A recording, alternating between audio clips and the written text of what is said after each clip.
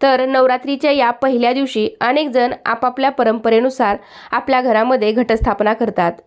घटस्थापना केल्यावरती प्रत्येकालाच असं वाटतं की आपले घट अतिशय चांगले आणि दाट उगावेत, कारण घट चांगले उगवण्यामागे सुद्धा काहीतरी चांगले संकेत असतात। कारण अशी मान्यता आहे की आपला घट जेवढा चांगला आणि जास्त उगवेल तेवढी जास्त आपल्या घराण्याची भरभराट होते, आपल्या शेतामध्ये पिकाला बहर येतो किंवा आपल्याकडे वर्षभर भरभरून येतं, असे काहीसे विचार, काहीसे संकेत यामागे आहेत। त्यामुळे आजच्या व्हिडिओमध्ये मी तुम्हाला घट चांगले उगवण्यासाठी काही खास टिप्स देणार आहे। जर तुम्ही सुद्धा या टिप्स वापरून यावर्षी घटस्थापना केली तर तुमचे घट हे अतिशय चांगले आणि दाटच उगवतील। कारण घट जेवढे जास्त चांगले उगवतील तेवढेच ते आपल्यासाठी शुभ असतं। त्यामुळे आपण घट उगवण्यासाठी अशा काही खास टिप्स आजच्या व्हिडिओमध्ये पाहणार आहोत।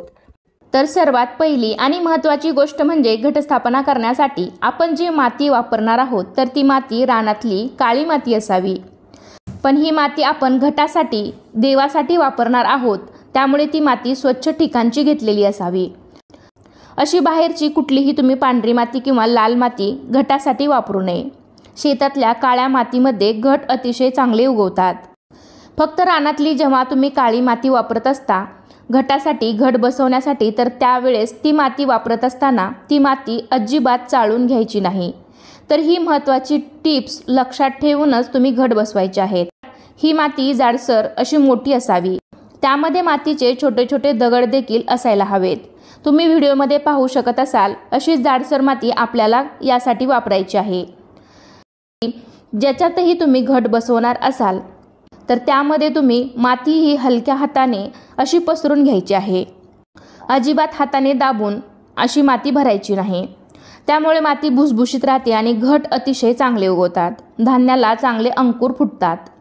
त्यानंतर दुसरी टिप्स म्हणजे घटस्थापना करताना आपण पेरण्यासाठी जे धान्य वापरतो ते अनेक जण 5, 7, 9 प्रकारचं घेतात। तुमच्याकडे जशी पद्धत आहे किंवा जेवढे असतील तेवढे तुम्ही घेऊ शकता, मात्र हे धान्य पण चांगलं असावं।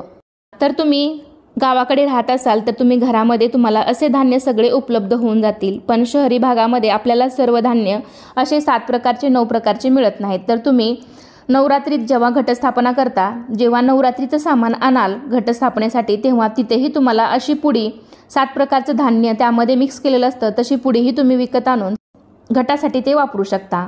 तर ते धान्य मात्र तुम्ही जेव्हाही घरी आणाल तर ते धान्य मोठे आणि टपोरे असावे। पोकळ किंवा कुजलेलं गेल्या वर्षीचं असेल तर ते धान्य तुम्ही घटासाठी वापरू नका।